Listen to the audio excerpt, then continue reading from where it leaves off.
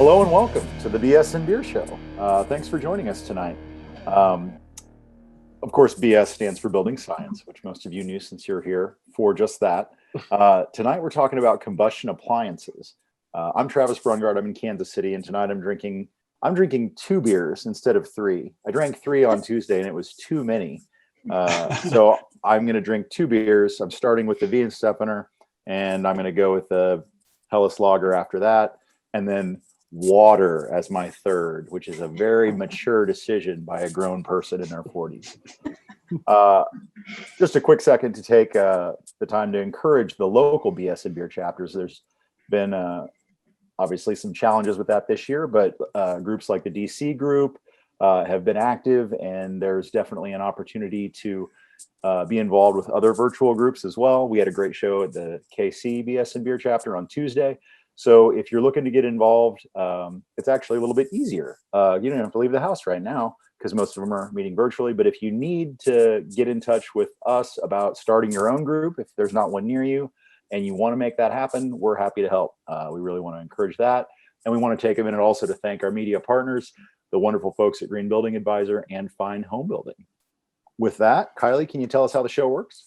Sure thing. I'm Kylie Jacques. I'm the senior editor at GBA, Green Building Advisor. I am drinking I'm going to murder this, but it's a Gerolsteiner mineral water.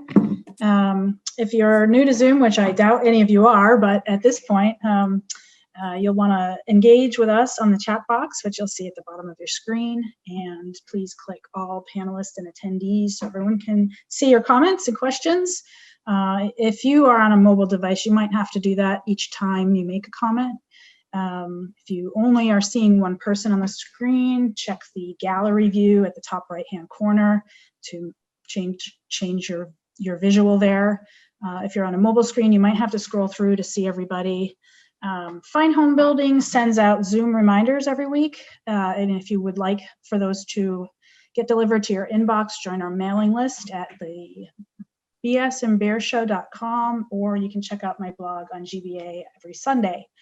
Tonight we're going to have, I believe, 2 presentations from each of our guests, and then we'll have a panel discussion followed by questions from the audience, and we will wrap up at 7:30 Eastern Time.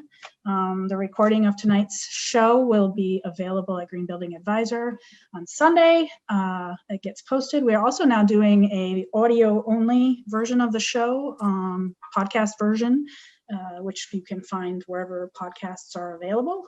And if you'd like to see past episodes, you can visit the, again, BS and Bear Show or YouTube to see those. I think that is it for me. And who's next? Who's doing intros? Emily? Mike's going to do announcements. Mike's doing announcements. Okay. Yeah, I have announcements. I'm Mike Maines. Tonight I am drinking Brewing Gigantic Dad Pants IPA. It's actually a pretty good IPA. For announcements, the next conference we know of is Better Buildings by Design in Vermont, February 2nd to 4th. I've never been, but from everything I've heard, it's always a great conference. And this year it's virtual for the first time. And a few of us will be presenting on the Pretty Good House. So I recommend going. We'll put a link in the chat box. For our December 17th show, we're reading a really excellent book called, I see Lloyd Alters in the audience. He'll be one of our guests to discuss what's in this book. Lloyd, hopefully you're farther along in the book than I am. I'm about halfway. I still have a ways to go. It's just full of great information and really engaging. It's an easy read. And yeah, I'll put some links in the chat box, including to the book, to that conference, Allison's website, Ross's website, Emily's podcast, and the various places you can find BS and Bear Show information. Now I'll turn it over to Emily for introductions.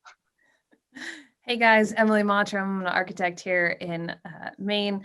Tonight I am having wine because our family does an annual wine down to Christmas. So we're having a red wine from Spain tonight. And for Armando, best cookies ever. oatmeal raisin. So put it in the chat box. Oatmeal raisin, right? I don't eat chocolate. Don't kill me.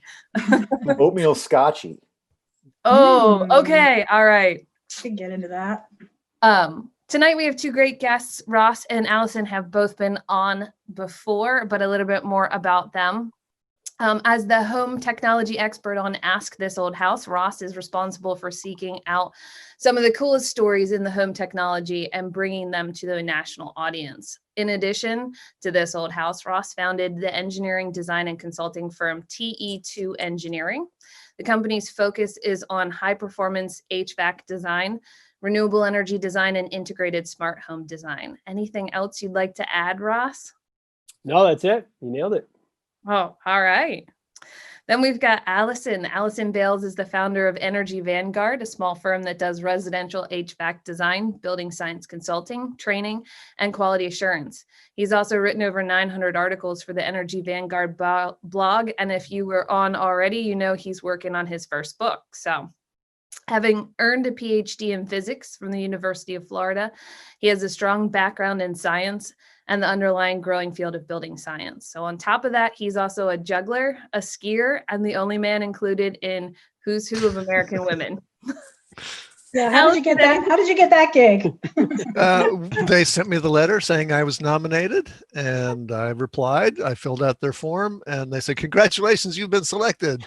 They didn't do much vetting. The name apparently was not, well, I guess the name and the PhD in physics. So. Anything else you'd like to add, Allison, aside from that? Do I need to talk about beer, I guess? Oh, you sure can. I am having a Feast Noel. This is the 2019 Feast Noel from a great brewery here, just like 2 miles from my office, called Three Taverns in Decatur, Georgia. Good winter beer, dark, quadruple style, very good, spicy. Anything else? Nope. And Ross, Okay. I didn't give you an opportunity to talk about your drink if you want to talk about what you were. I'm super boring tonight. I'm going with water, unfortunately. Darn. I'm still stuck at the studio. So, and I'm down in the conference room. So, no beer tonight. No beverage judgment here. So That's I'm right. not sure which one of you two wants to kick it off tonight. I'll take it. I'll go You'll first. take it? All right. Yeah. Sounds great. One technical issue here. It says Zoom will not be able to record the contents of your screen until you quit. It's recording. You don't have to worry about that if you can dismiss it.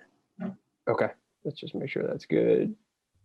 We don't want you to quit. We're really excited about this. Don't quit. Can you see my screen? Not yet. No. Not yet. No sharing yet. Okay. Let's try. There we go. All right. This one should work now. Yep. Perfect. Yes. All right. Cool. As a technology guy, I should be able to figure this out, right? How many Zoom calls have we done? All right. Cool. Super excited to talk today about the basics of combustion appliances.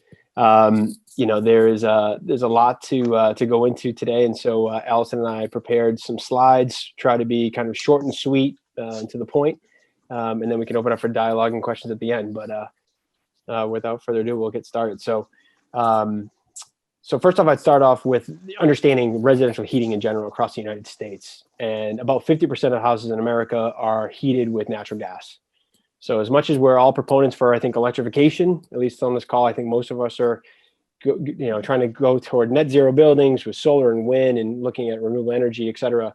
The fact of the matter is 50% of American houses are still heated by natural gas. And then you can see propane, fuel oil, wood, and some others like coal kind of make up about a quarter of the rest of the United States. And then 34%, about a third, is by electricity. So combustion fuel is definitely one that is here right now and will be with us for some period of time. So I figured I'd start off with a little bit of chemistry, and I don't want to bore anybody to death. And I swear this is the only slide I have related to chemistry, but I figured I'd start with the combustion basics. So what's actually happening in combustion? And so starting from left to right, we've got methane, or CH4, that's natural gas, carbon with 4 hydrogen atoms, and you combine that with oxygen, you give it a spark, and what do you get? You get carbon dioxide, CO2, and water vapor. So under perfect combustion stoichiometric conditions with pure oxygen, we would have carbon dioxide and water vapor as our only byproducts, in addition to heat, of course. But we all know that there isn't pure oxygen in the air. There's nitrogen and sulfur and all these other elements and molecules and compounds. And so you end up getting other things that get produced with combustion. And so you hear about nitrous oxides, sulfuric oxides, you hear about particulate matter and VOCs, et cetera, et cetera. And these are all other elements and combustion off-gassing products that happen in the combustion process. So just want to start with what's happening inside these devices as we go through it. Typical combustion appliances, I think you guys know all the ones, furnaces and boilers, unit heaters, all your unit heaters, fireplaces, gas dryers, so there are a lot of combustion devices in the houses of America. And so they all have to be dealt with from a safe perspective. So one of the most important things with any of these appliances is to get the venting right.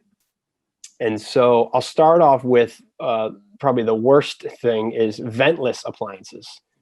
These are things that, of course, don't need to be vented to the exterior per code. And these are the ones we try to shy away from, at least, for people putting inside their houses. And so cooktops, ranges, and ovens are your typical ones that you see, but there are also ventless gas fireplaces.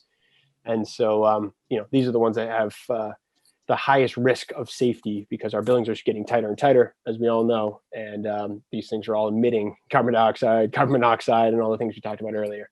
And so that's, not good for our houses. Taking a step further, natural draft appliances is your typical water heater you see in America. It looks like the one in the picture there. It relies on basically buoyancy or the fact that we have really high temp exhaust to drive the exhaust out through the flue and into the chimney typically. These are very low efficiency devices. These are less than 70% AFUE. They have a continuous pilot light that's always lit all the time. And these are notorious for backdrafting and flame rollout. To take it a step further, we go to power vent or induced draft appliances, and that's like we see in the picture there. And that's just taking that typical water heater, making it a little bit better. And the only thing they really changed there is they've added an exhaust fan. So that's that black device on the top of the water heater. And that vents the exhaust gases with a fan to the outside. And then the last but not least is direct vent appliances. And these are the ones that we can get to higher efficiencies with, and they're called sealed combustion devices.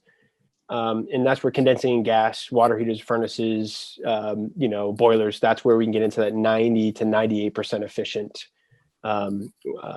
efficiency range. So just a quick thing on what's the difference between a direct vent and a power vent.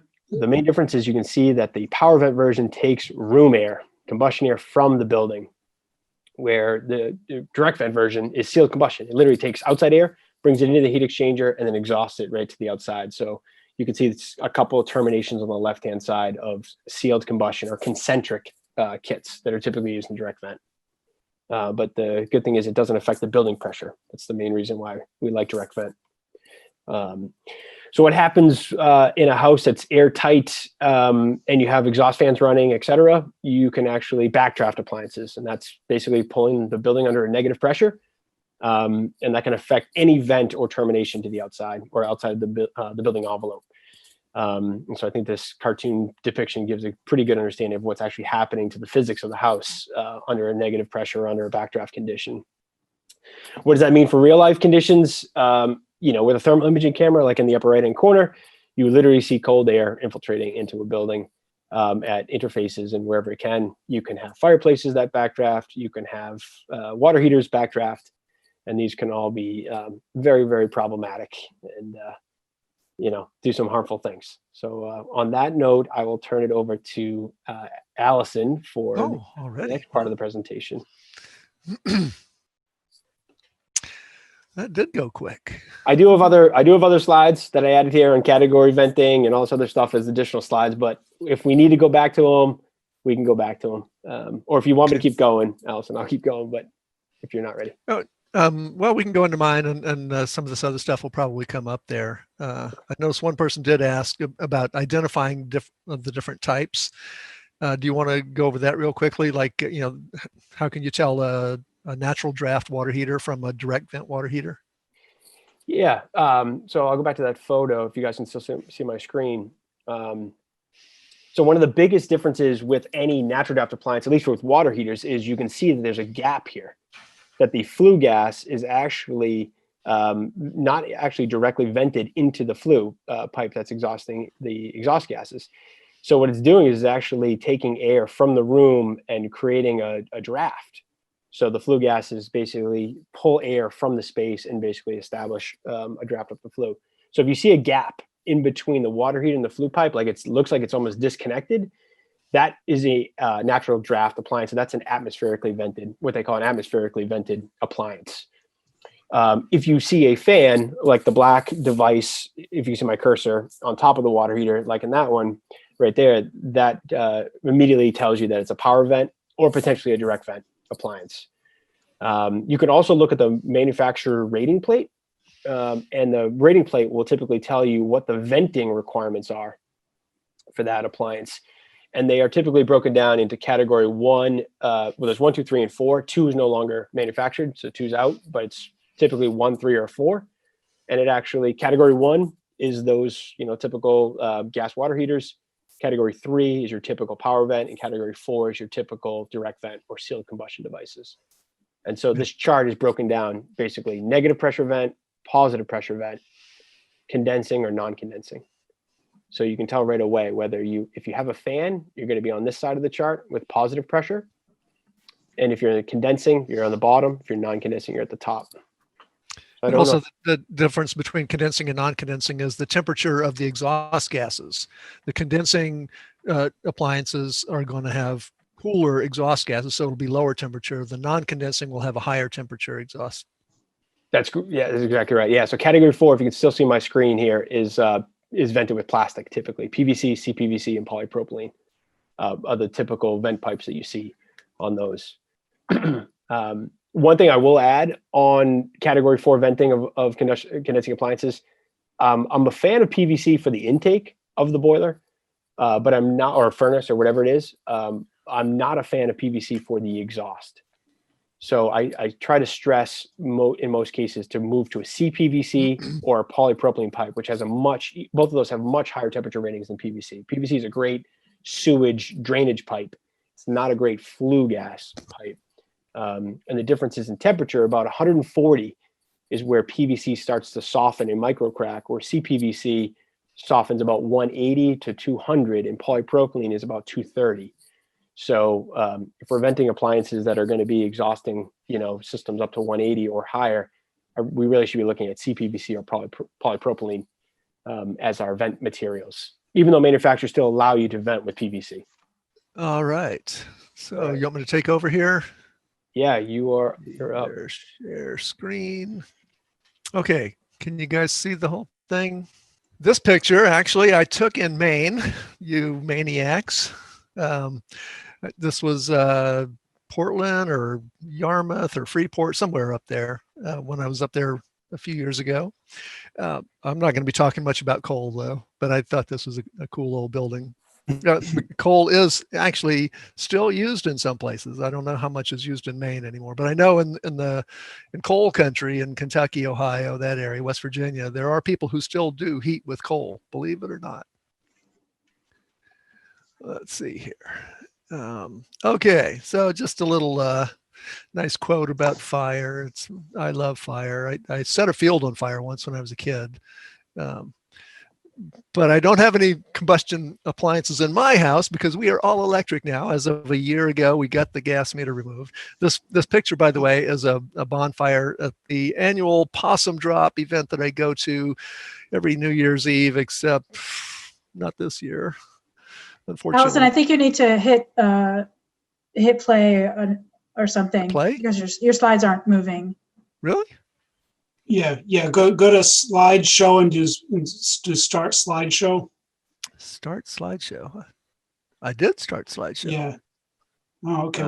We're seeing sort of your overview screen. Okay, hang on. Let's see.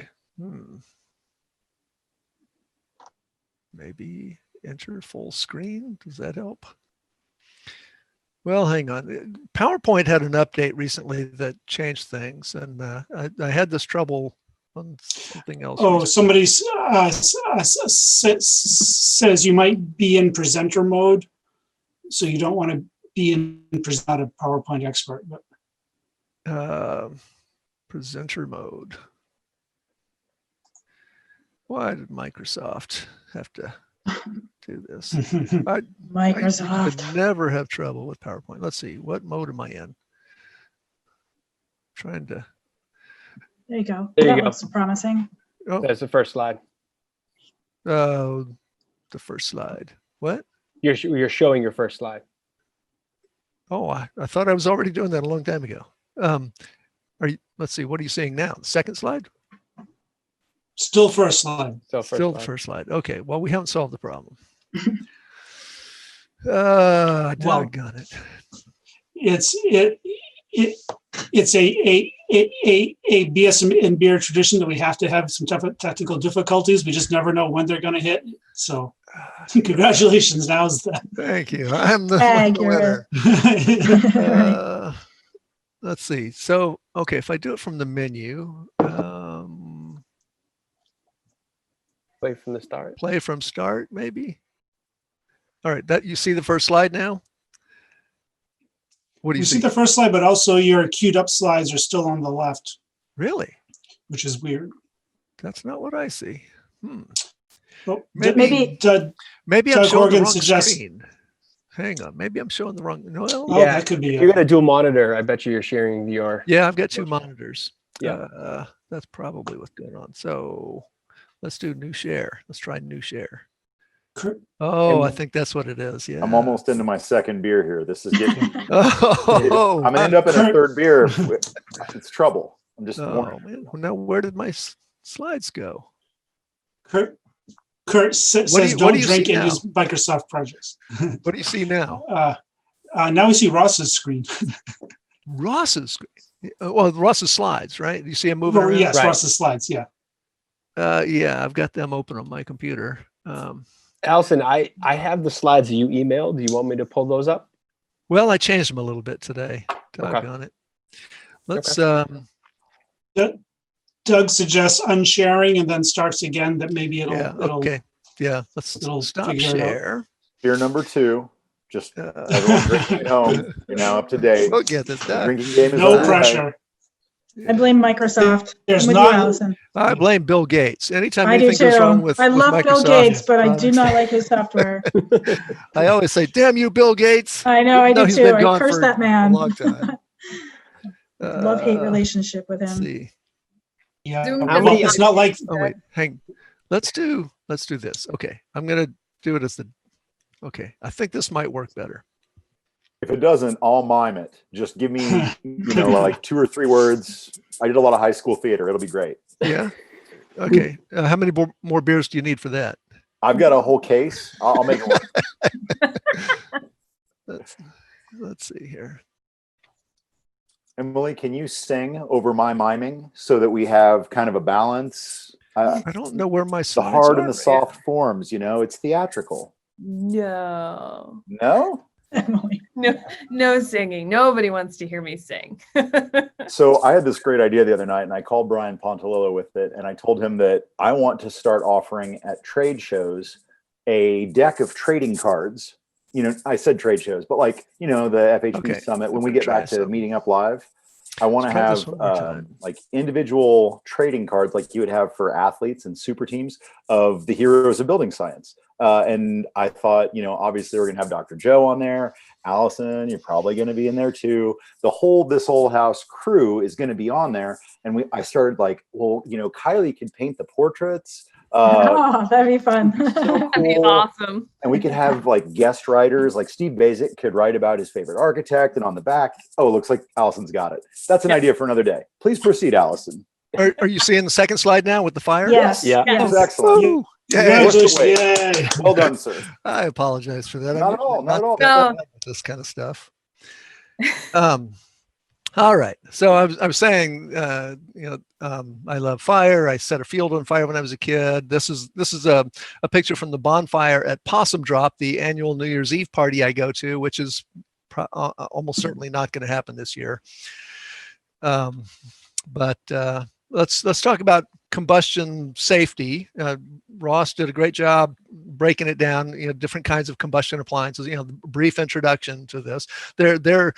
There is a whole lot of depth to this that we could go into, but for this kind of introduction, we're going to keep it shallow, and we'll go deeper in the questions. So, when you think of combustion appliances, combustion safety, one of the first things that people think about is carbon monoxide, and I'm going to talk about that. But first, let's talk about 3 general classes of problems that happen with combustion appliances. One is fuel problems. You can have gas leaks, and people I know who have done a lot of testing, BPI analysts who've gone into lots of houses and tested for gas leaks. If you talk to those people, they'll tell you that a very high percentage of homes have gas leaks in them. If you have gas in your house, you almost certainly have a gas leak. I've had people tell me 80 or 90% of the houses they test have gas leaks. Oil spills. If you have oil, and those of you people in Maine know about this, you could have oil spills. You got a tank in the basement, they can leak. It's not good. Coal dust for people who are still using that stuff. In addition to fuel problems, you can have combustion problems. You can set your house on fire. This is another picture from Possum Drop. It's amazing. So what happens at this event? There's a giant possum made with chicken wire and paper mache or old clothing or all kinds of stuff. Every year it's a different theme. And then there's a fire that turns into a bonfire at midnight, and it's fueled by Christmas trees, which go up very quickly. That's what you see. That's probably 2 Christmas trees right there. And it gets pretty close to the house. And I've been going to this since 2006, and that house is still there. It has never burned down. So Where is it, Allison? Where does this happen? It's an undisclosed location Oh, in Decatur, Georgia. okay. You can have explosions. Was it Lawrence, Massachusetts, just a few years ago, had those houses exploded because of gas problems. So there can be problems with combustion. And then there are venting problems, which is what I'm going to focus on here. One thing that can happen with venting problems is you can get carbon monoxide in the house. We'll talk about that in just a second. You can also get water vapor and other stuff. The nitrous oxides are bad too, but I'm going to talk mainly about these 2. So carbon monoxide, 1 carbon, 1 oxygen. Carbon is atomic weight 12, oxygen is atomic weight 16. This is pretty similar shape and size molecule to the oxygen molecule, O2. And what happens when you breathe, if you're breathing in just pure air, you get lots of oxygen. The O2 molecules go into your lungs. Your blood picks them up. It becomes part of the hemoglobin, oxyhemoglobin, and the oxygen gets distributed to the cells for fueling and all the stuff that goes on in the body, which I don't know anything about because I'm a physical science guy, not a life science guy. But anyway, carbon monoxide attaches to the blood cells, and instead of oxyhemoglobin, we get carboxyhemoglobin, which takes, when that goes into the bloodstream and attaches to cells, it leaves your body starved of oxygen, and you end up getting a variety of symptoms. And if the level is high enough, you can die pretty quickly. So one thing to watch out for is things that put carbon monoxide in the house directly. Now, if you have unvented gas space heaters, mostly they work with a fairly good combustion, but if they're not cleaned properly or not working properly or other things are going on, they can put carbon monoxide in the house. These things, remember, are not vented to the outside. They are vented directly to your lungs or to the house. I saw somebody tweet or put in the chat earlier, these unvented appliances are not unvented, they're house vented and lung filtered. Yeah. That's a good way to put it.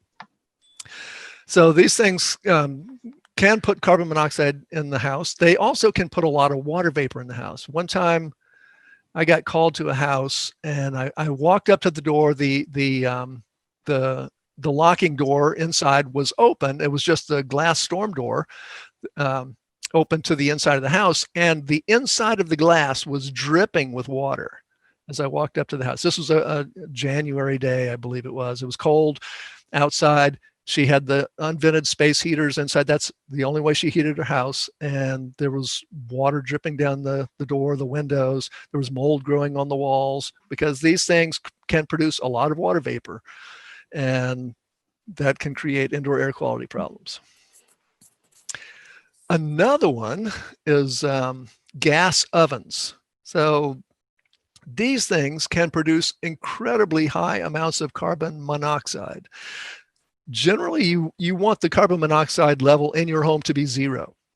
And we'll talk about monitors and detectors for that in a little bit. But when the carbon monoxide level goes up to, I think it's 35 parts per million. If you're a BPI building analyst, you are supposed to leave the house, or ResNet, HERS rater. That's when you, or is it 25 or 35? At that point, you need to leave the house and open the windows and get everybody else out of the house too. UL rated detectors don't give you a warning until the house is at 70 parts per million for 2 hours. So that tells you how safe they are. Anyway, these gas ovens, I tested one once. It was a new house, and apparently the new ones are worse than older ones. We turned it on to test it, and on the back you see the little openings back there. I don't know if you can see my cursor, but on the back of the cooktop you can see the openings. That's where the oven is vented to the house, and ideally you have a range hood above that which sucks it all out. But if you don't turn the range hood on, all the stuff coming out of the oven goes into the house. And gas ovens can produce incredibly high amounts of carbon monoxide on startup. And once we tested one, and it was over 900 parts per million at startup. So if you turn the oven on to heat it up and forget to turn the range hood on, that 900 parts per million is going to spread out into the house instead of being sucked out of the house. So water vapor is another one. Now this mold was not due to unvented gas space heaters. This was actually a bulk water problem, but this was one of the things that can happen. I've seen this in houses with the gas space heaters. I didn't get good pictures of that house I just told you about, but same kind of thing happens. Lots of water vapor in the air in the wintertime. Cold surfaces, poorly insulated houses, you can get this kind of mold growth. Not good for indoor air quality. So natural draft water heater, Ross was talking about this. If you see the little draft diverter on top and the gap between it and the flue, you could stick your fingers in there and burn your fingerprints off. And this means that the exhaust gases can go right into the house. It's not designed that way. It's designed for the exhaust gases to go up that flue and air from the house to be pulled in to aid the draft. But again, like with the gas oven, when you first start it up, the flue is not warmed yet, and so you're not going to get a good draft right away.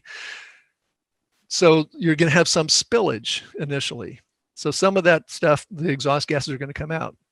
Also, when you have negative pressure, exhaust gases will not go up the flue because air is coming down the flue and the exhaust gases come in the house. Now, what that does, in addition to not sending the exhaust gases up the flue, is that it will change the combustion process. Ross talked about complete combustion and how when you get complete combustion, the only two products are carbon dioxide and water vapor. When you are backdrafting a water heater like this, now the exhaust gases aren't going up the flue and they're going to be kind of jammed at the bottom as well. So it's not going to be pulling as much air into the bottom for combustion. So the flame is not going to get enough oxygen. It's not going to burn completely. And that's when you get carbon monoxide in this air. In general, if a water heater is drafting properly and you measure the carbon monoxide, there will probably be some, but not a lot. When you're backdrafting, the carbon monoxide level is going to spike. So these are probably the most dangerous combustion appliances in the house, if they're in the conditioned space, if they're inside the building enclosure. Here is an example of common venting of a water heater and gas furnace. And this is dangerous. The furnace has a pressure switch in it that will shut the furnace off. If say a bird or a squirrel has built a nest in the flue and the exhaust gases can't go up, the furnace has a pressure switch that'll shut the furnace off, but the water heater doesn't. And so the water heater will just keep running, but now the exhaust isn't going up the flue, it's coming into the house. The other thing that happens with these is a lot of times these water heaters get orphaned. And when somebody replaces the 80% furnace that you see here with a sealed combustion furnace, now it requires different venting. So the water heater will have that flue all to itself, and that flue will be too big for the water heater by itself, and it's not going to draft properly, and you can get problems. So it's called orphaned water heaters. And then people do stupid things like this. When you are using natural draft, or even in this appliance, this is induced draft, which is not, it's a negative pressure inside there. So it depends on the buoyancy of the exhaust gases to rise, but they will not go down.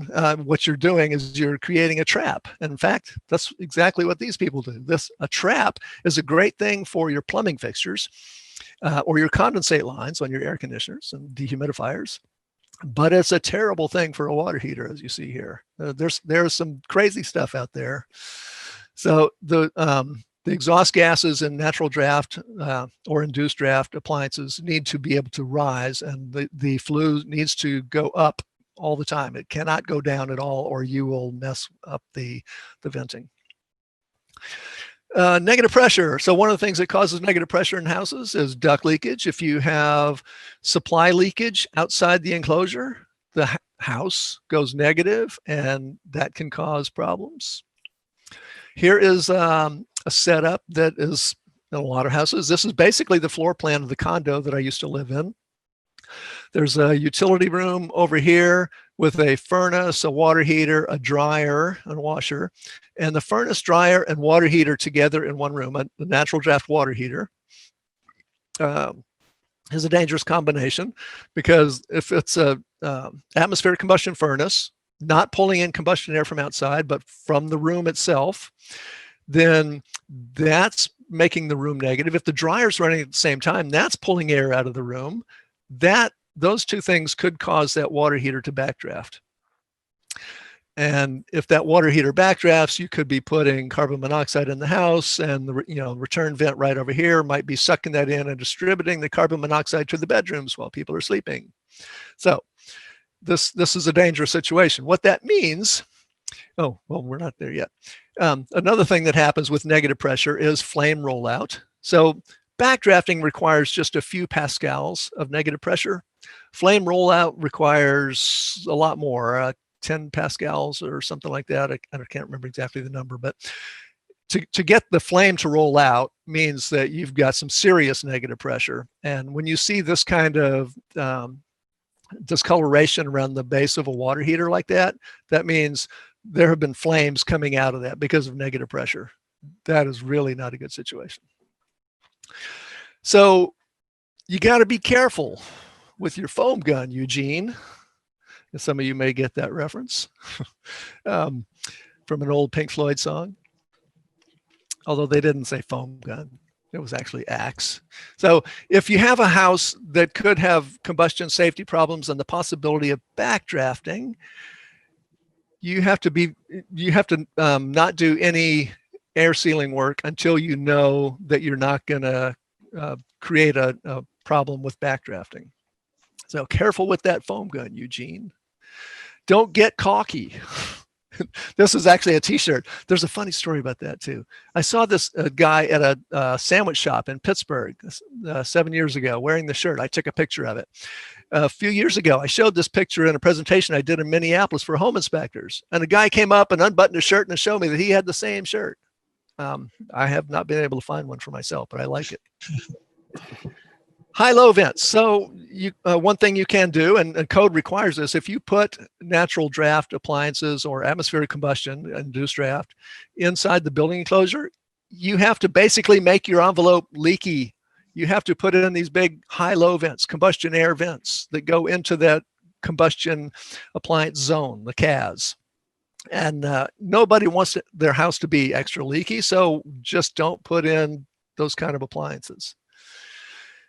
There are two kinds of people in the world: those who divide everything and everybody into two groups, and those who don't.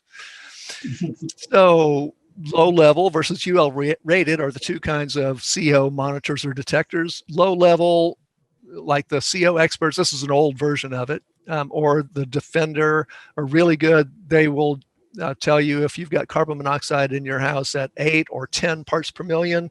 As I mentioned earlier, the UL rated devices that you can buy at Home Depot or Lowe's, 70 parts per million for 2 hours. There are other criteria as well, but that's, I think, the main one. 70 parts per million for 2 hours. So you can have 69 parts per million continuously forever, and you'd not hear a peep from it because people don't like nuisance alarms. So you can check for gas leaks. There are devices for that. You can check for spillage and draft in your appliances. You can check the composition of the exhaust gases with combustion gas analyzers. You can check worst case depressurization by turning on all the exhaust fans in the house, the range hood, the dryer, the bath fans, everything that exhausts air from the house, then close the bedroom doors and see what kind of pressures you get in the combustion appliance zone, and see if it's possibly negative enough to backdraft the water heater. Although there are problems with worst case depressurization, but we don't have time to go into that today. So that's it. That was a little bit longer than I thought, but there we are. Did you change that scenario, Allison? You said that was your condominium that you lived in with a not so great setup. What did you do to rectify that situation? Well, so when we got the house, I did a blower door test on the house many times, and I think initially it was about 20 ACH 50, which was plenty leaky enough that we were not going to backdraft the water heater. And I did some tightening, and the condo association sprayed foam under the floor. So we brought it down to about 10 ACH 50, I think it was at the end, but it still wasn't tight enough to backdraft the water heater. And I had my low level carbon monoxide monitor on the wall, never detected a single part per million. So that was great. Great. Thank you both. It was, I think we all just got an entire college course crammed into 20 minutes here.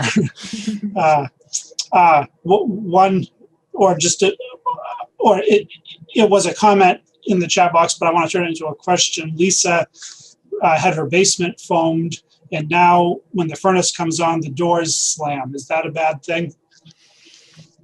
What kind of furnace is it? Is it if it's sealed combustion, that should not be happening. So I'm assuming it must be atmospheric combustion. So it's pulling combustion air from the room.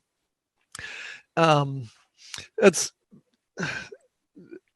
it must be pretty tight because the furnace isn't going to draw a whole lot of air for combustion. So, okay. But yeah, I would still worry about it a little bit. I would see what kind of negative pressures you're running down there. Definitely have a low level carbon monoxide monitor in the house. Okay, good idea. Yeah, Christoph recommended one by CO experts. Yeah, the one I showed was an older version of CO experts. CO experts and Defender are the two main ones that I'm aware of. Okay, so like compared to like Emily has a Yoo-hoo, is that what it's called? But that's my air quality monitor, but I also have a carbon monoxide alarm because I have a gas range right now until I can get induction, right? Okay, I inherited it. Yeah. And unfortunately, there are lots of other things. I also inherited a natural drafting boiler that is oil. But anyway. Still for fossil You're not fuel alone. company, credibility Well, shot. I mean, I'm it's working Maine. on it. It's Maine. It's what you get. Yeah. It's Maine. It's what you're going to find in most of these places. And, you know, working towards doing some energy improvements and some other things. So one thing at a time. But What you'll, just to add to that, what you'll tend to find is that when you run a gas range or gas oven, not only if you have a CO2 detection device that will tell you what the ppm is of CO, if you put in one of those air quality monitors like a Fubot or a Yoo-Hoo or Air Things or any of those products, what you'll see, those will also rise as well. So it's you'll see particulate matter go up, for example, if you leave the oven on, or if you leave the stove on, et cetera. You'll see VOCs go up. You'll see these things that are all kind of interrelated. So we use CO as a good proxy. We use CO2 as a good proxy to tell what the air quality is in the building. But when these gas devices are not vented properly, or when they're just running in a typical house, that's where you're going to start to see these problems. One quick question that's more I think big picture philosophical. Drew asked why use combustion appliances at all. My answer was financial, meaning that it can be less expensive if you already have it. But then Christoph mentioned that there are $20 billion in subsidies for fossil fuels. But just and you guys, in your minds, why are people using combustion appliances? Will we continue using combustion appliances? Are there good reasons to use them and not electric? It's a big question. Allison, you want to go first? You want me to start? Go ahead. So I think there's a bunch of different versions to answer that question. And think of some of it's going to be site specific or location specific. I'll give you some examples or just some general thoughts. Well, first off, we've got such a vast amount of natural gas infrastructure already installed in the United States. Hence my first slide about 50% of American houses being heated with natural gas. And natural gas, at least in our market, is actually relatively cheap relative to the cost of electricity. So if you were to compare a gas appliance, and compare it to an electric version, regardless of the COP of that heat pump or whatever you're comparing it to, gas is in our area is about 5 cents a kilowatt hour.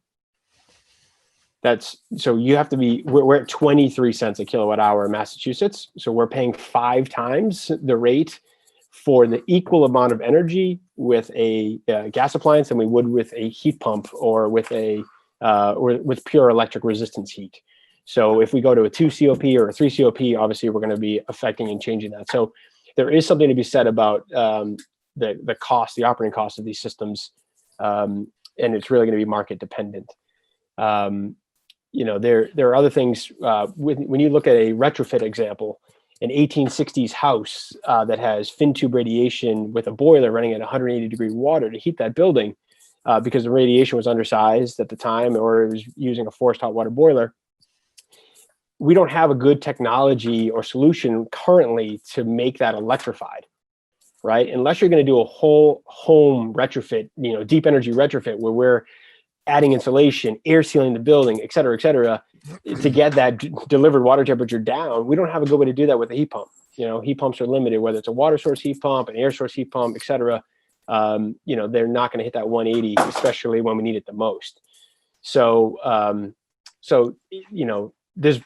those are some of the reasons why I feel like natural gas is still a player. I guess the last reason I'll just mention is that they are incredibly energy dense.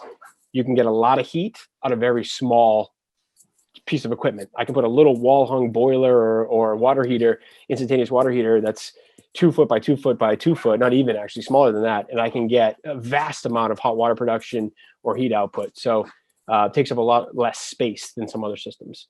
So I think those are probably the three major reasons I typically see them. And Allison, I'd be happy to hear your thoughts as well. Well, and then there's the issue of gas cooking. There are some, somebody just mentioned this in the comments too. There are some people who don't want anything but gas, no matter what. And there are a lot of building science people who have gas ranges in their house because of that. Although if you have a gas cooktop, that's fine. They're not as bad as the gas ovens. Get a gas cooktop and an electric oven. It's a lot more expensive to do that, but it's definitely a lot safer too. That's a great point. I wish more people would try induction.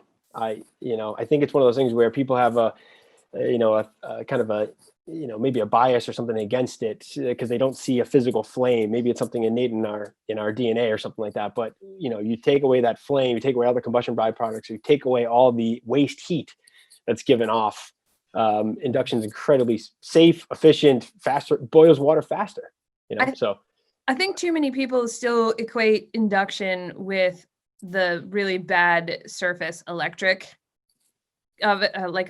surface. And so they think they're the same thing and they're really not. And so I did a house for a builder of mine. She actually owned a restaurant for 20 years. She put in an induction range.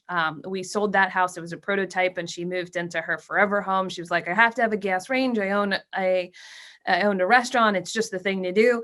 And she's kicking herself now because she wants the induction range back from the prototype house because she's like, I thought this is what I wanted and it's not as good. And so once you can get people to try them, chefs, everyone, it's really on board. There are two things I think stymieing that too is they don't want to get rid of their cookware, but I mean, why wouldn't you want new cookware? Especially go back and watch. I think on Ross's episode of kitchen ventilation, he talked a little bit about all the crappy stuff that's in our cookware, and that will make you want to get rid of it.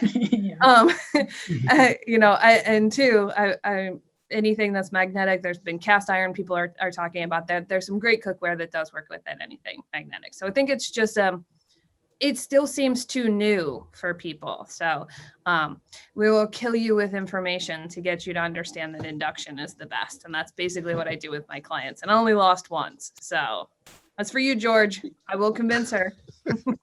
And I'll add to that there's been a lot of naysayers on heat pumps, because they were, HVAC technicians that I've, talked with over the years, and they say like, oh, because they got bit by the bug of an old heat pump in a cold climate. They say those don't work. They go, you go below 32 degrees, those don't work. I've seen them. They don't want to get bit by that same bug that they were bit 20 years ago or 10 years ago or whatever it was. And so, it's new technology. It's, these inverter heat pumps, for example, or these induction cooktops. It's new technology that I think people might be a little bit more afraid to jump into. Yeah. Also, the HVAC tech schools are indoctrinating some of them anyway, are indoctrinating some of the young techs into thinking that heat pumps are crap. I on Facebook a couple of years ago, I had an article about heat pumps, and these two young techs in Tennessee got all over me about heat pumps. Oh, these things are crap. Like brand new out of school techs, and they were told by their instructor that heat pumps don't work, and they're in Tennessee. Not Massachusetts, not Maine, not Minneapolis, where Gary Nelson has a heat pump, a 1.5 ton heat pump for his whole house in Minneapolis, and it works fine.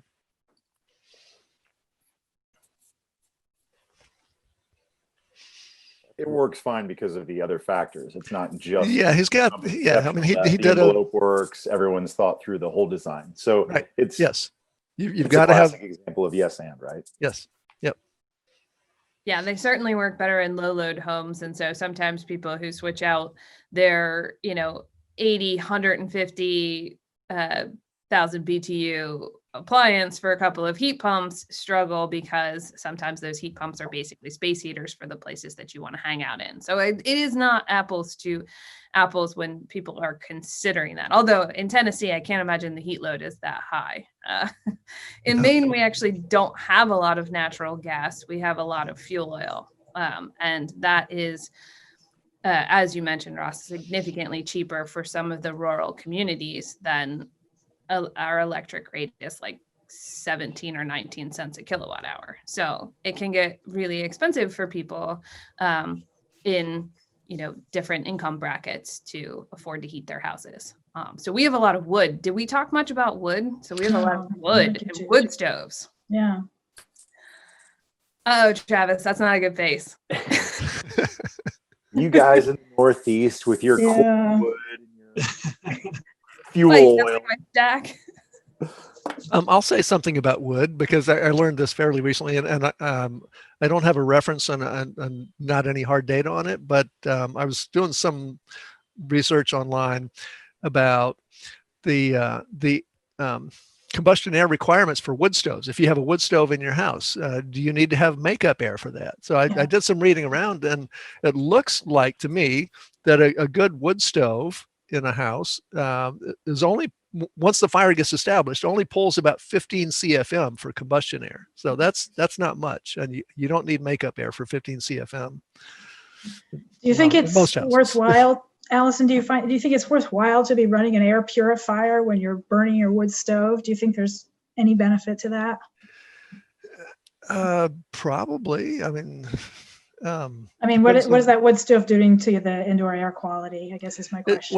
it depends on the wood stove. If you got a good sealed wood stove, then it's probably not going to do much, but having an air purifier is a good thing. I've got my Comparetto cube. Yeah, I know. MERV 13. Yeah. So Although- Rob, what is your pie chart that has the number of efficient sealed wood stoves? Because I'm guessing it's a slice Yeah. about like it's that. 1%. Well, yeah, that 1%. could be. 1% of wood houses in stoves America. Ooh. Yeah. I've never seen one in person, but I always get the catalog and they're beautiful. The Danish ones, I'm like, oh man, I would love to have one of those in my imaginary cabin that I can't afford and move to out in the sticks.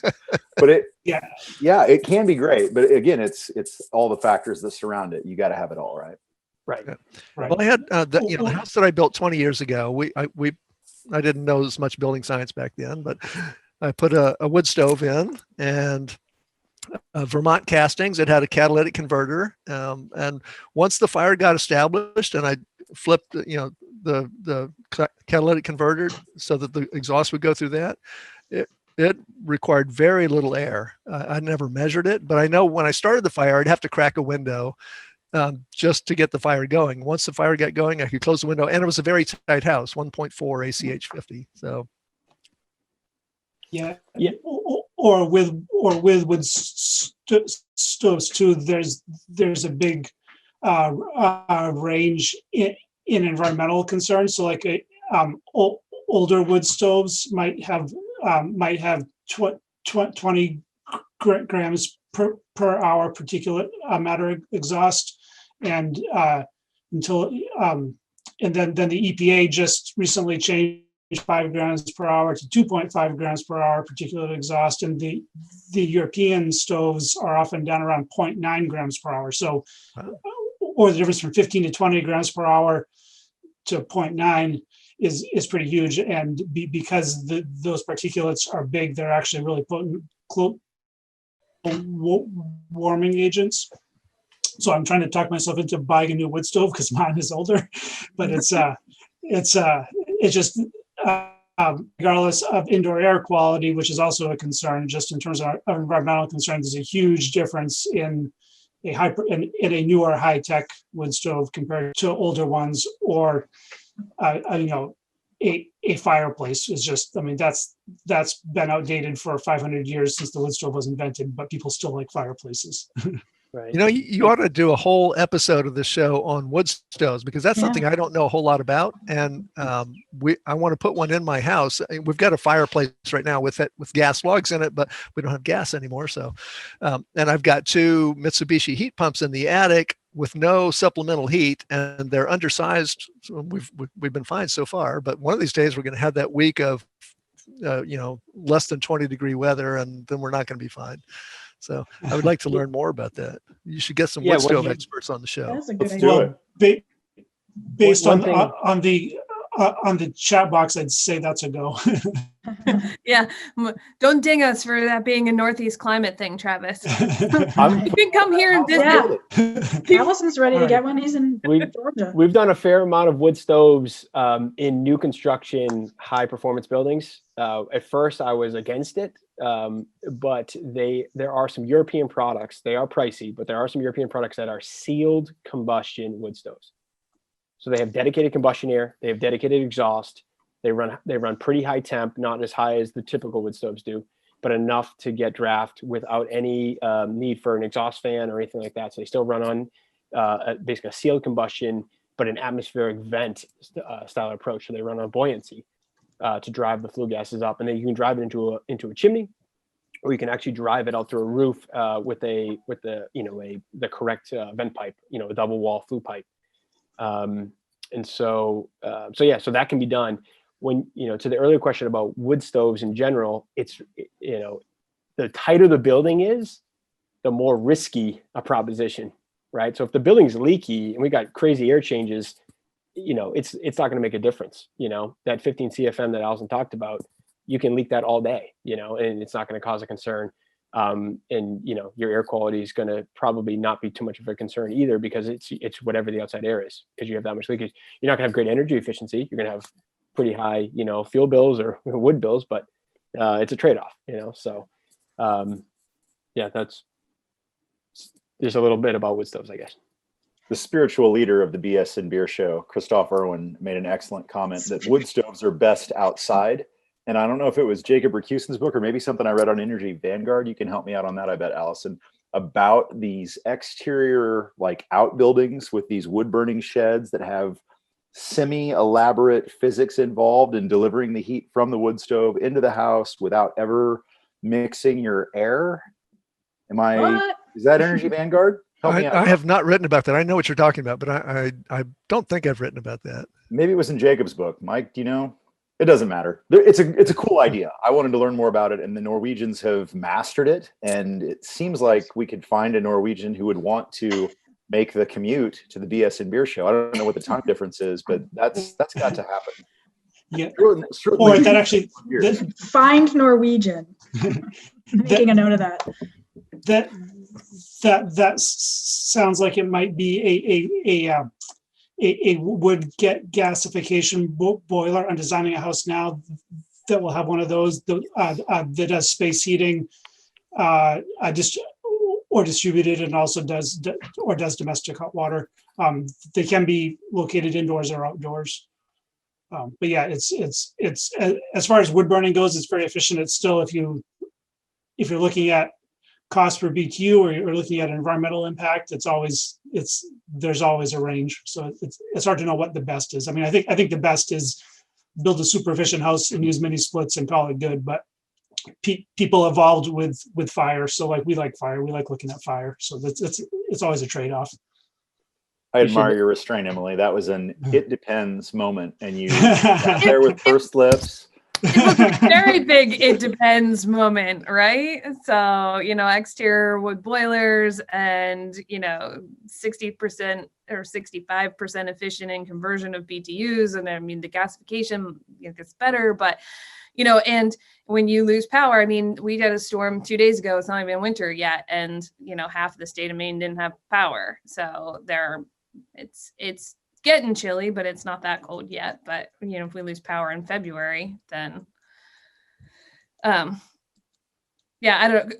As you said, our spiritual advisor Christoph, had said about getting off of fossil fuels is going to be a really long time until we get more into renewable energies. Because the other thing that we didn't talk about, because this episode is about combustion appliances, is how we make electric is not always better than using combustion appliances in your own home. So, with gas being efficient as it is, if you've got a coal-fired power plant that makes your electricity, then the trade-off might not be better.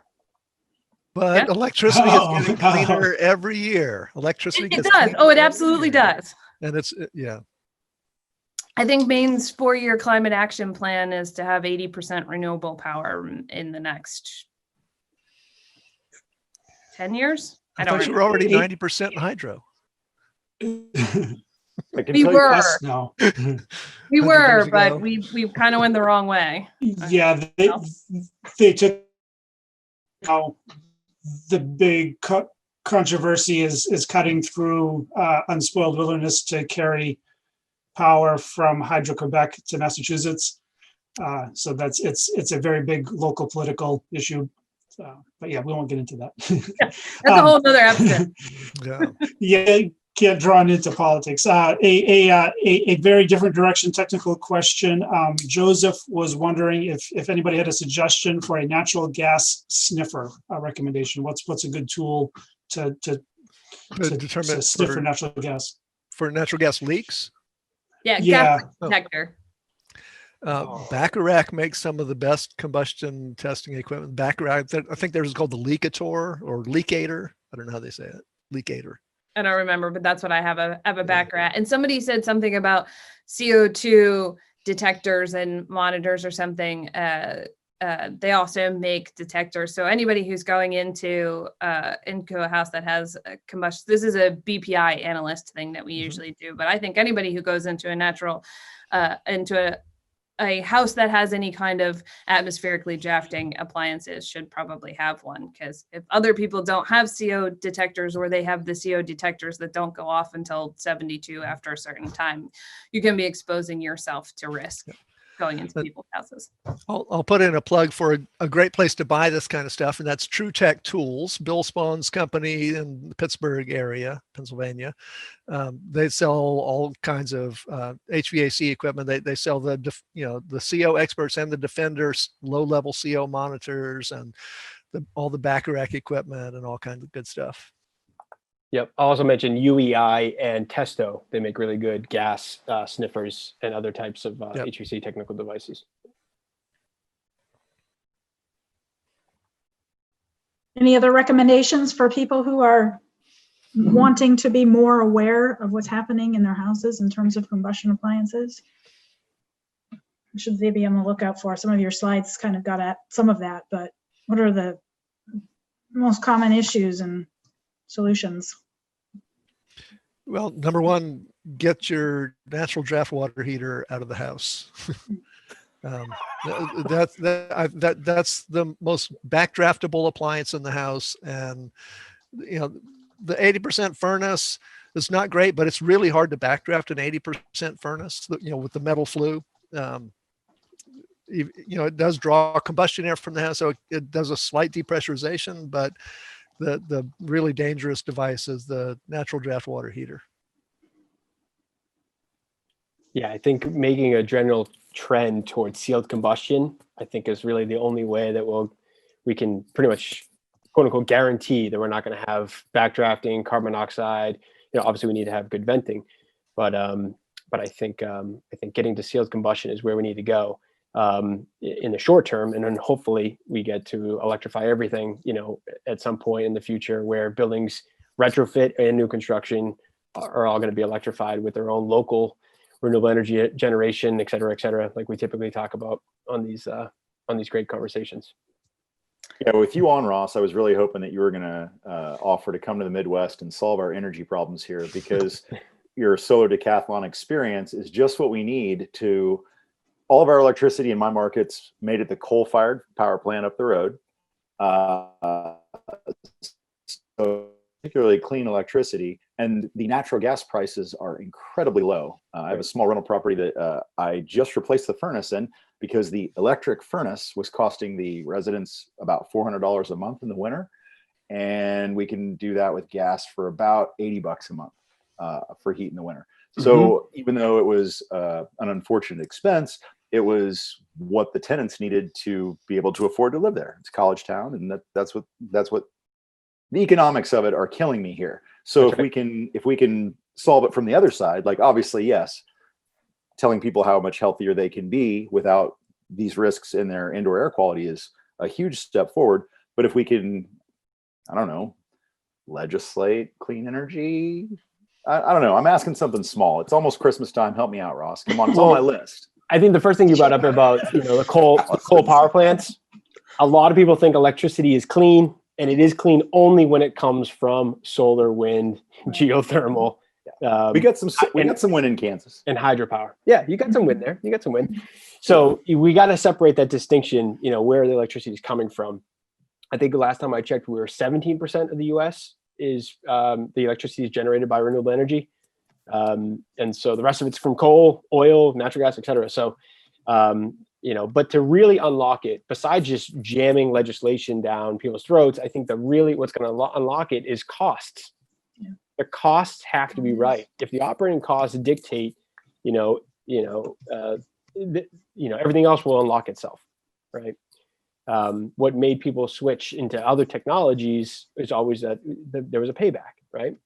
What unlocked solar was the cost came down, right? The cost has come down about 86% over the last 10 years. So it's like, if you get these prices down for these certain types of systems, then people will be open to it, to say, because it has to affect the wallet to make people, I think, to make some actionable change. We can talk about indoor air quality all day, and I'm a huge, I've got energy monitors and IEQ monitors in my house, and tracking everything and data is powerful. But if it doesn't affect the wallet, it's not going to make people to move, I don't think. Yeah. And I'll offer you a Christmas gift, Travis. I will teach you how to do combustion appliance zone testing so that you know that all those naturally drafting water heaters that you have are not creating issues. How's that? That's just big what I need. blower door, don't you? I've got it. Yeah, my whole market is naturally drafting. Like, I've seen one power vent and it failed, and I had to replace it with a naturally drafting. Oh no. But hey, our houses are all leaky around here, so I feel Right. like the indoor air quality was fine. This was before my BS awakening.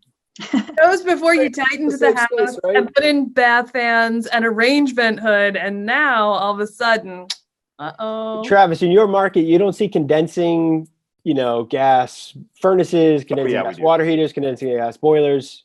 You see Yeah, any of I mean, the gas furnace I put in was the 96% or 95% or rather. The concentric is in. I'm not throwing caution to the wind and trying to destroy the world at the same time. We're doing a little bit better. No, we're actually a pretty good market on the furnace side. People will do that because that's one of the things that people talk about. Like, I've never sold a water heater on efficiency to a client. It's always, my water heater's broken. What can you get at the store? I need hot water. I got to take a shower right now. Right. And what's existing is the chimney flue from 1950 that's already there, and they want me to be done in. Can you get it done in 4 hours? Because that would be great. I'm like, well, you just called me. But anyway, the furnace side, you can sit there and talk to them about how their bill is going to be lower. They're going to be more comfortable. We got ECM motors. We can go ahead and make you not hear the noise of the blower all the time and be comfortable, and all the cold spots of your home go away. And we can get balanced ventilation. Everything's going to be great. That's a conversation people will have, but they won't have that about their water heater. And when you talk to them about a heat pump water heater, which I think in my market makes some sense. I mean, I know that we're supposedly heating dominated, but we have wicked high humidity in the Midwest. So I think a heat pump water heater makes a lot more sense here than maybe up north. Although I was arguing with Drew about that, or not so much arguing, he was educating me in the chat earlier about that. I can't sell a single one. I don't know anyone that has one, and the conversation goes flat right away. Hey, now I know Allison and Emily. Okay, so I know two people that have them. Yeah, no, I can't remember doing a house or a big project that we didn't put in heat pump water heater, or I guess unless space is extremely tight. And up here they're only it's like COP of 2 or 2.5, so it's not even all that great. But our electric rates are relatively low, and our natural gas rates are relatively high. So maybe that's the offset. But it is dumping cold. It's making cold in your cold house, right? Like, yeah, that's hard to overcome with a client, isn't it? When you have that discussion about, no, we're gonna make your water hot by dumping cold air into the space of your house, right? It depends on where it is. It depends. Yes, it depends on where it is. It depends on also on how much hot water you use. If you got two people in the house, you're not going to use enough hot water to really do much dehumidification or cooling. That's a great point. I mean, I've found that in our case. I find that in our case too. There's only two of us here, and it maybe drops it three degrees at most. And so, and it's in a utility space. So, I mean, what's 3 degrees in the utility space? I don't care how cold it is in there. Yeah. Can you guys come to my next sales call? I do a lot of these bids, and I can use a little bit of support. Absolutely. Well, I have not written about my heat pump water heater yet. That article is going to be coming sometime soon. Nice. Don't save it for the book. No, I've got to get that out there. No wonder he can't get the book done. He's still writing 900 It's articles Well, a week. actually, I did not write a single article in all of November. Whoa. Oh, I know. Whoop. Shame. That's rare. That's your Tell- record, huh? Why don't you tell listeners about your book a little bit? Where do things stand? Oh, I gave it up. I quit. I don't buy Refund it. my deposit. Because we have a book club, so we're all itching to read your book. Well, the book is going slower than I wanted it to. I was hoping it would be out already, but this has been a strange year, and I've had to put more time into the business, the other parts of the business than I thought I was going to, and so it's. What are I'm some of the hoping it'll topics you're come out first half of next year. And I was saying earlier, I don't know if this was live when we were talking earlier or not, or probably everybody wasn't in anyway. Right. But the problem is, like I think it was Blaise Pascal who said, I would have written a shorter letter, but I didn't have time. I would have written I want to write a shorter book than I'm on track for writing, because I got out to 80,000 words, and I wanted to do 60,000 total. And with 80,000 words, I still have a number of chapters left to write. So I said, oh, I gotta write shorter. I don't want to have to cut out too much. So I'm having to reevaluate how I'm doing that. So writing less, so I can. The problem is, I start writing and I want to say everything about this topic, and I've got to say the really important stuff for this book, and then save some of the stuff for later. Are you writing about combustion appliances in this book? Some. It's not a big part of it. Yeah. can people still There's not pre-order? It's not open for pre-ordering right now, but when I get closer to publication, yeah, I'll reopen that. Yep. Nice. Well, and once it's ready, we'll cover it, of course, in our book club. All right. That's on our list. I think for articles, I think my record is writing 30,000 words for a 2,000 word article. That was cut. Who's your editor for that one? It wasn't you. I don't think I've given you more than 10,000 for a No. 2,000 word article, but it's I understand the challenge. A question from Cameron, again, so sort of a peripheral question, but I think it's interesting for people switching to electric. If they have a system now and they're switching to electric, what do they do with the ductwork? Do they just abandon it? Is there any way to use it? And then another that is, any thoughts on vented natural gas fireplaces? And that one was from Heidi. So any thoughts on either one? Ducted heating systems without burning gas? So if I understood that first question, the first question was, they have a ducted system, a furnace. They're going to remove the furnace and they're going to replace it with a mini split system, ductless. Well, I guess that's the question. It's what would their options be? Are there electric systems that would work with a ducted system that are worth replacing? Is it abandon the system? Yeah, Well, just what are the options? There's a bunch of different flavors and variations to that. You could go with a ducted heat pump system, right? Where you're putting an air handler to replace that furnace, connected to the existing ductwork, make sure that ductwork sized appropriately, make sure it's clean, et cetera, et cetera. So you could use that if you want to use the existing system. You can go to a ductless heat pump system and reuse the ductwork for ventilation reasons.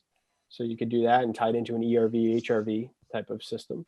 I guess it all depends on application, where the unit's located, what they're trying to achieve, how many zones, where the building is. But generally speaking, that's some of the things you could do. And I would say that if you are, if you have a furnace and you're replacing it with a heat pump and you have a duct system there, you probably need a new duct system anyway. If it's an existing home, the duct system was not designed properly. It wasn't designed at all. It's probably, they showed up, they whatever they had in the back of the truck, they installed, and they, it was a faith-based system. They hoped that it worked. And, because people are not used to houses performing well, it worked well enough. And so most older duct systems need to be replaced to get good performance. And the heat pump is maybe a different size if somebody's actually doing design and doing the correct load calculation. So Yeah, that's a very good point. It should, if you're going by the book, there should be a load calculation done before to even verify, what duct sizes need to be run to each area. And I would even mention that they should probably test the duct system with the existing furnace in place. Hook up their manometer, measure their pressure on this, the internal external static on the supply side, on the return side, before they make any changes. And then hopefully they don't have to abandon all of the duct work, although that might be the best way to go. But sometimes you can, add branches, add a larger trunk to a certain section. But yes, if the ductwork system is really bad, which it probably is, to Allison's point, rip it out. It probably should go. Get it going. Have you guys ever run I'm going to blank on the name now. What are the small high velocity heating system ductwork systems? The main brand is Unico. Yeah. Yeah, Unico. Have you ever snaked a Unico system through an existing ductwork system? Would that work? Not through an existing ductwork system. Yeah, I've never heard of anybody doing that. Yeah. I've personally snaked high velocity ducting through PVC piping in a concrete slab. Oh, geez. Oh. So how did that work? Picture a slab on grade installation where they wanted basically heating and cooling to the space, but you couldn't get it from above. So the builder put 6-inch PVC piping buried in the slab between the insulation and the slab itself. It was I forget the thickness of the slab. It might have been a 10-inch slab or something like that. And so we pulled the attenuators, the flexible attenuators that Unico offers. We pulled them through and basically pulled them through each one of those 6-inch PVC pipes, and then had a nice flush, supply register in the, basically built into the concrete to make. I love this idea. Cool. Did it work? Like, is the system still quiet? Isn't high velocity kind of noted for being a little bit more volume, or no? Well, high velocity, the air coming out of the outlet definitely comes out at a higher velocity than a conventional system, and sound is directly related to velocity of the air leaving the outlet. So there is more air noise, apples to apples, for the same heating or cooling production with a high velocity system than there is with a conventional system. That being said, the problem is that a lot of these Unico systems and Space Pack and other high velocity systems were installed incorrectly. And if you don't follow the manufacturer's instructions, shocking, you're going to get a system that sounds like a train going by every time it starts up. And so there are so many little things that they have to just make sure they get right, like the attenuator length. You can't have kinks in it. You have to have the right number of outlets per time. You got to, you really need to use the ECM motor package for variable speed control. Like all of those things, if you put that in place, it's a really quiet system when it's done right. Nice. That's good to know, because there's also the basic physics of high velocity systems, and high velocity means high resistance, high pressure drops through the ductwork, and you're going to use more blower energy. Now, one nice thing about the Unico system is that they do have really low SHRs, sensible heat ratios, so they dehumidify better. They handle latent load. So if you've got the house where these high velocity, small diameter duct systems are really useful is in existing homes where you're doing a remodel and you just can't get access to the places to run real ductwork.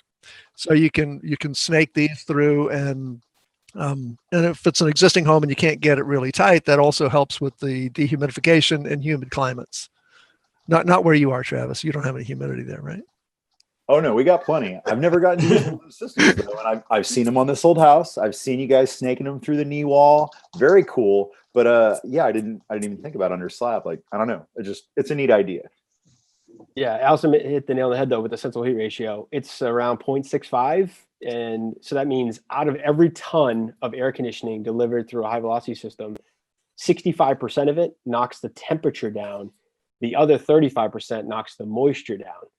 And that's very unique to that type of system, where the typical mini split designs, et cetera, are going to be sensible heat ratios are going to be much higher. They're going to be 0.8, 0.85, 0.9, depending on your air speeds, manufacturer, et cetera. So is that a preferable system design to, say, a dedicated dehume and a traditionally forced air? No. I love the shaking head. Thank you. Yeah, That's exactly what I needed. Nope. No, you want to decouple you want to separate sensible loads from latent loads and how you attack those two problems. And so, at least in my experience, where if you can put a mini split or some mini split or heating or cooling system that can tackle the temperature and then have a dehumidification to tackle the latent load, I think that's always going to be the best way to handle it. It's more that, Unico and small duct high velocity systems are great for knocking down that moisture if you don't have that adequate budget to add in that dehumidifier, or maybe the space to put in that added dehumidifier. Nice. But they're still not going to help on those days when it's 75 degrees and 90% relative humidity. Correct. Yep. Yeah. And hence the dedicated. Gotcha. Yeah, you got to go dedicated. You really do. Pretty fantastic. Yeah. We're toward the end of the show as far as our timeline is concerned. Is there any other burning questions? Or we usually go around the horn and everyone gets to say parting thoughts. I really wanted to end with a basketball story from Tufts University, and I thought with Ross here, he could give us some more stories. I'm a huge hoops fan, but I didn't see any of your games, so I thought maybe you could take me back. But if you want to talk about combustion appliances, I guess we could do that.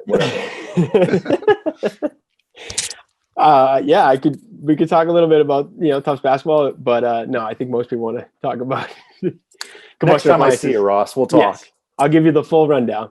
Nice. Yeah, no, I don't. There are additional questions, but I think we've covered things pretty well. Do you guys want to give us any parting thoughts on what people should go away thinking about when it comes to combustion appliances? Let's Sure, I'll start. Yeah. I've mentioned one of them already. Get rid of your natural draft water heater. If it's in the garage, not a big deal because it's outside the building, outside the conditioned space. But if you have a natural draft water heater inside your conditioned space, get rid of it. Change it with direct vent or heat pump water heater, ideally, or something else. But that's one of the most dangerous combustion appliances to have in the house, in my opinion. The other second point is if you have any kind of combustion in the house, get a low-level carbon monoxide monitor, either the Defender or the CO Experts. Those are the two that I know of. There may be others by now, but those are the two I know of. Yeah, I think Allison hit the nail on the head. We got to get the safety mechanisms in place. If we're going to have combustion in the house, we have to have a low-level CO detector installed. It's a must, and I would recommend at least one on every floor, as it is just an extra safety measure. We want to move towards sealed combustion, direct vent appliances. When we do that, we want to make sure that we're thinking about where those intake locations are and where those exhaust locations are. In areas where we've got snow, we got to make sure we get the intakes and the exhaust above the snow line. We have to make sure that we're using the right vent material. Like I said before, I want to start to move away from PVC as our exhaust vent material for condensing appliances and move into CPVC and polypropylene for the higher temperature requirements and ratings that they come with. I think the other thing, if you do have any type of combustion devices in your house, just check the venting. A lot of things are actually vented improperly based on the material, where it should have been B vent or it's L vent, or it's a single wall stovepipe when it shouldn't be installed in that appliance.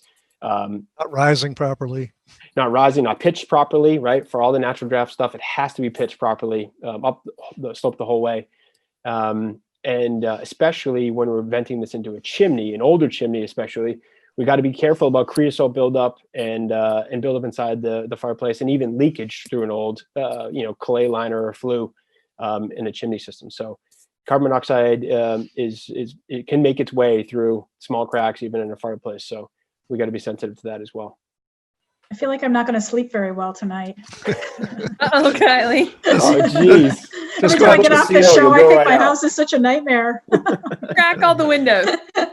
Go outside and turn the gas meter off. I think I'll take my sleeping bag into the backyard. Thank you so much. That was great information. Yeah, thanks guys. That was really good. Yeah, thanks for joining You're us. And there were a ton of questions in the chat box. So everybody who's still here and listening, post your questions in the GBA blog post when Kylie puts it up. So continue the conversation. Lots to say about combustion appliances. All right. Until next folks. time, folks. Thanks for Yeah. joining us. All right. Thanks, everybody.